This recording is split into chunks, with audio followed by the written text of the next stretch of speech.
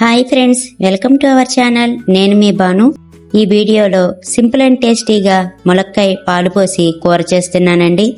ముందుగా కళాయిలో 3 టేబుల్ స్పూన్ల ఆయిల్ వేసుకోండి.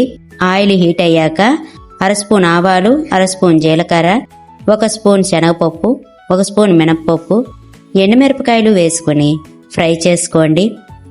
తాలింపు వేగాక 4 ఉల్లిపాయల్ని కట్ చేసిన ముక్కలు వేసుకుని 2 పచ్చిమిర్చి కట్ చేసిన ముక్కలు, కరివేపాకు వేసుకోండి.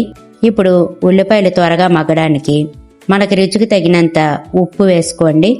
1/2 టీ స్పూన్ పసుపు వేసి మంటని మీడియం టు హై ఫ్లేమ్లో ఉంచి కలుపుతూ ఉల్లిపాయలు గోల్డెన్ కలర్ వచ్చే వరకు ఫ్రై చేసుకోండి. ఉల్లిపాయలు వేగిన తర్వాత క్లీన్ చేసుకున్న 2 ములక్కాయ ముక్కలు వేసుకుని కలుపుకోండి. ఇప్పుడు నీళ్లను పోసుకోండి.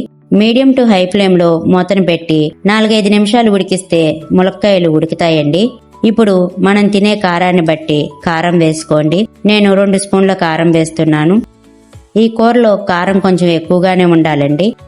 మనం పాలు పోసి చేస్తున్నాం కదా, అందుకనే కొంచెం కారం ఎక్కువగానే ఉండాలి. కారం వేసుకున్నాక 300 ml వరకు పాలు పోస్తున్నాను. ఇవి పచ్చిపాలేనండి.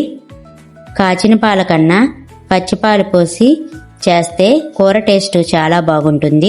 ఒకసారి కలుపుకొని టేస్ట్ చూసుకోండి. సాల్ట్ సరిపోకపోతే వేసుకోండి. ఇప్పుడు మూత పెట్టేసి మీడియం టు హై ఫ్లేమ్లో ఉడికించండి. మధ్య మధ్యలో మూత తీస్తూ కలుపుతూ ఉడికించండి. పాలు పోసాం కదా, అడుగంటుతుంది. అందుకనే మూత తీసి కలుపుకుంటూ అంచుల చుట్టూ ఉన్న పాలను గీరి కూరలో వేసి కలుపుతూ ఉడికించండి. ఇలా పాలు మొత్తం ఎగిరిపోయి కూర దగ్గర రావడానికి 10 నిమిషాల టైం అయితే పట్టిందండి. ఇలా కూర దగ్గరికి వచ్చేస్తే సరిపోతుంది.